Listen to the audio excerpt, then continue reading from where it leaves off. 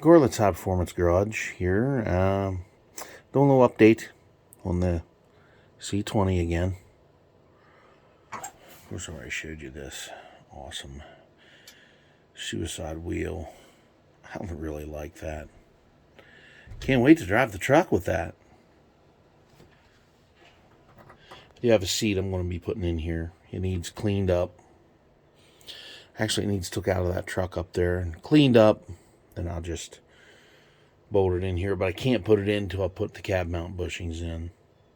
Probably sound like a broken fucking record on that.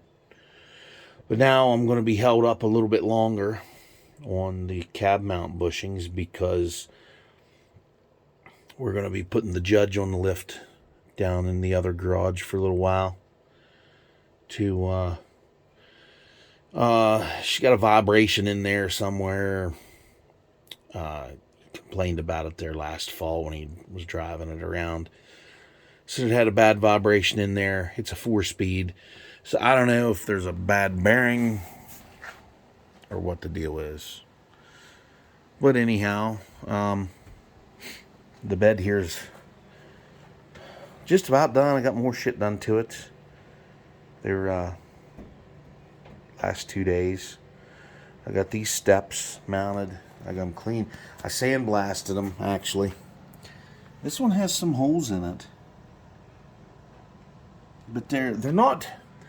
I don't know. You could stand on it if you wanted to, I guess. I don't have any bolts on this edge going back in. I don't have any bolts there. All I have is this bracket. There's 2 wood screws holding that fucker on. And then I got all the bolts in here to the fender. And then the fender, it's pretty sturdy. So, I don't know. Unless it breaks loose from the fender, I mean, it would probably hold you. I stepped on it the other day, and it snapped and cracked and made weird noises, and I hurried up and got off of it. Because, you know, I'm like, weigh 380 fucking pounds, so... If they can hold me up there for that long, I imagine it'll hold any average person around. Or it would hold them up. And I got my bottom in. I did a little mismeasuring. I thought it was going to just fit in there, you know, just perfect. And I don't know if I was having a brain fart or what the fuck, but there's gaps. There's a gap there. And I just kind of centered it up the best I could center it. I just eyeballed it. I wasn't planning on covering the bottom lip up of that headboard right there, but I did anyway. Because I even measured it wrong back here. Because I had to cut a piece of it off.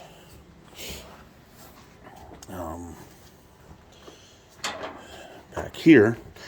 And it's about as straight as a fucking armadillo dick. So I cut that. I got a piece of steel in my eye yesterday. That was fucking awesome. I can't wait to do that again. But it made me get my safety glasses out. Put them on. So I won't be doing that bullshit no more without my fucking safety glasses. And I scraped up my gate a little bit. Sliding that piece of steel in there. But I tell you, man, that steel is pretty fucking heavy. When you're on this end of it and all the fucking weight's up there and you're trying to move it around, you're struggling. But yeah, I got it in here. A friend of mine helped me. And we got it in here. But I gotta tack. What I'm going to do is I'm going to just tack weld it in here. So I was going to bolt it. But I'm not going to drill no holes in it. I don't even remember where the goddamn pieces of wood are that run across. I know there's 2 up front there, and there's 2 in the very back. But there isn't anything right there in the middle. And fuck it, who cares? I'm not going to worry about it. I'm just going to... I'm going to run a couple beads up both sides. And that'll hold it. That will more than hold it. I'm going to have to get my grinder over here and just... clean up a It ripped some of that paint off over here.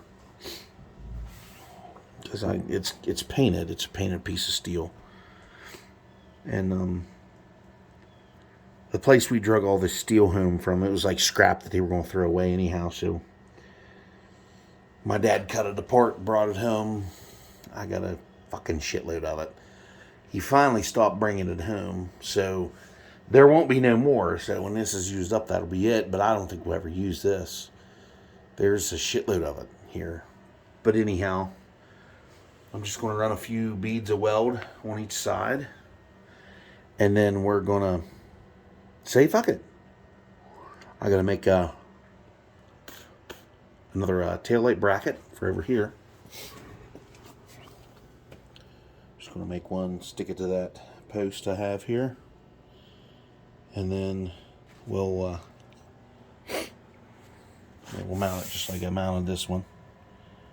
We'll run that in the wiring harness. I gotta tuck that harness up in there. And then I have a battery in this truck that I just bought for parts.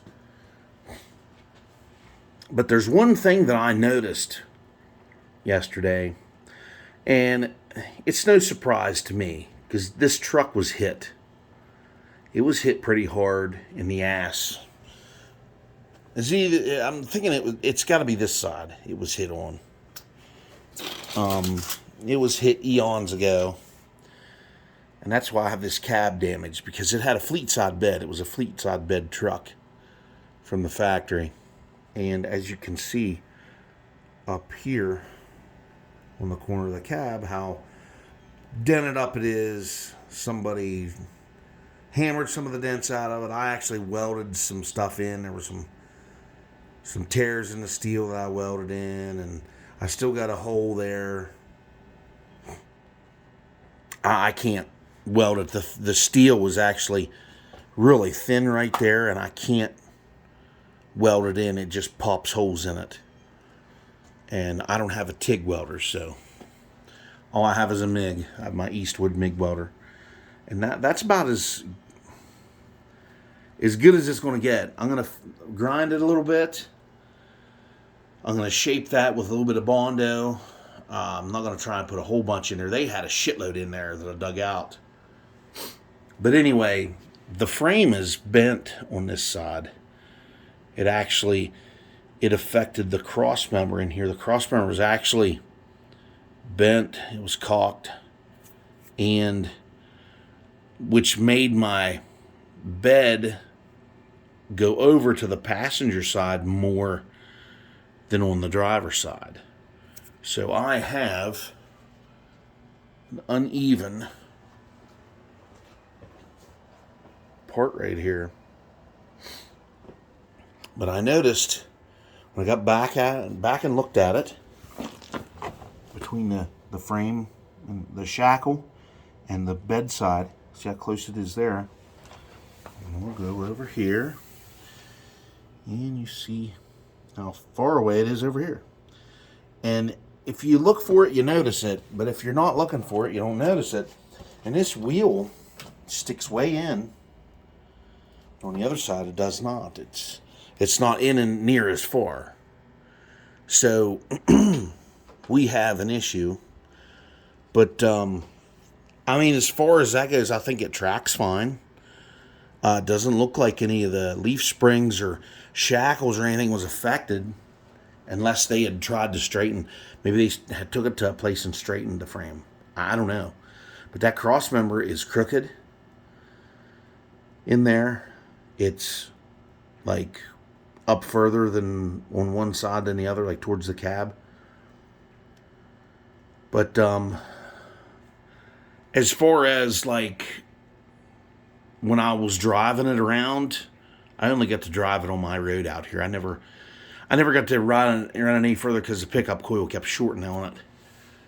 And it would shut off on me, and I have to wait. For some reason, I'd have to wait a little bit and fire it back up, and it would run.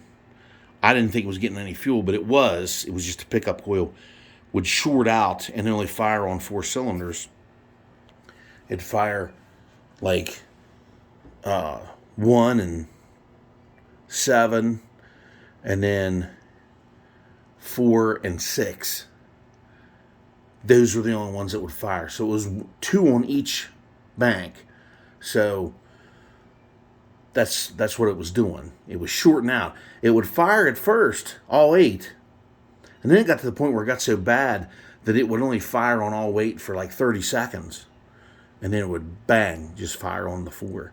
And then you couldn't keep it running.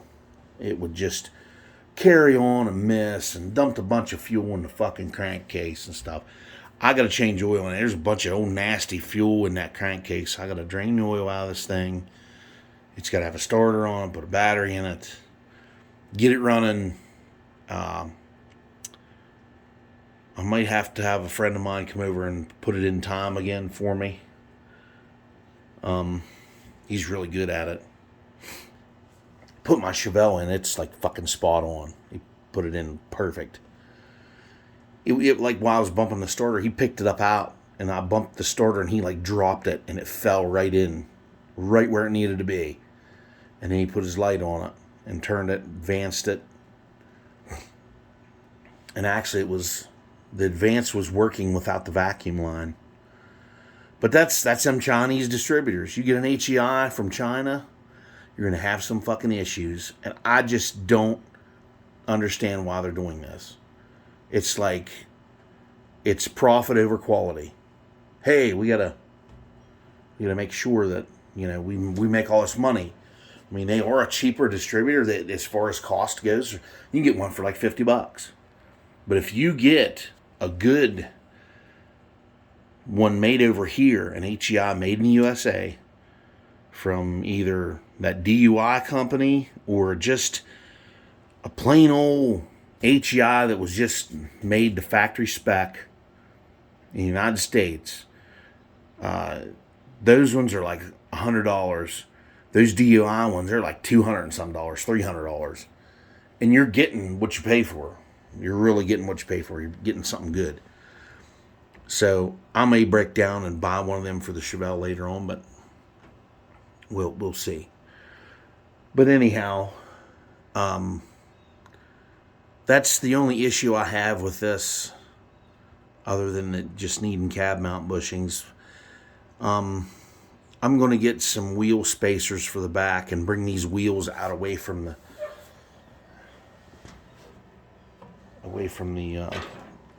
axle here a little bit.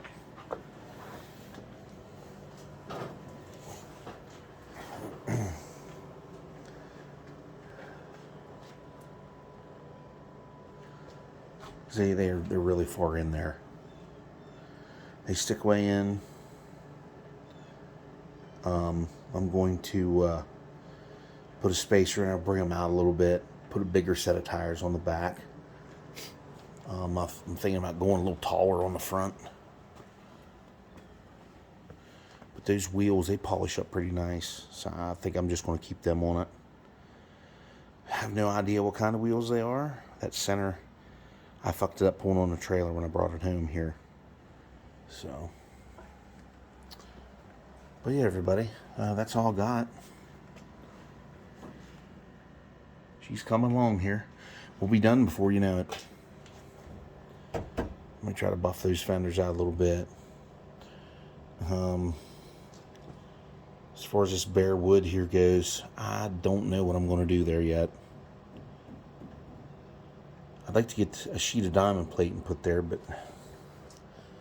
that shit is so goddamn expensive. I might just get a brush and get that blue Rust-Oleum mix and just brush that right there with a brush. Just to kind of fill in those grains of the wood. They're kind of gapped pretty good. It's not even treated plywood, so whatever I can get on it, I'll get on it. But yeah, we're gonna do that, I guess, because diamond plate, steel is just way high right now.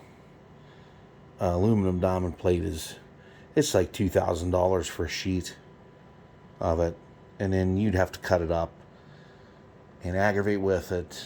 Aluminum sucks to cut because it builds up heat really fast, but it does cool down quick. But for the most part, it does build up heat pretty fast. So, so there you go, everybody. There it is for now. Hopefully there'll be more spring-like around here and not be spitting snow. And the Chevelle has a severe transmission fluid pan gasket leaking. I have to go down to the other garage and put it on the lift and fix that again. Automatic transmissions are a pain in the dick. Here's my steel rack. Well, it's not mine, it's my dad's. He drug it all home. It was free. So, all right, everybody. I got a bunch of junk I got to get rid of here. That's lovely. I bet y'all wanted to see that. Here's my welder. My Eastwood MIG. It's a very nice welder. Works very well. So it's if you're doing body work, it's a must. I would definitely pick one up.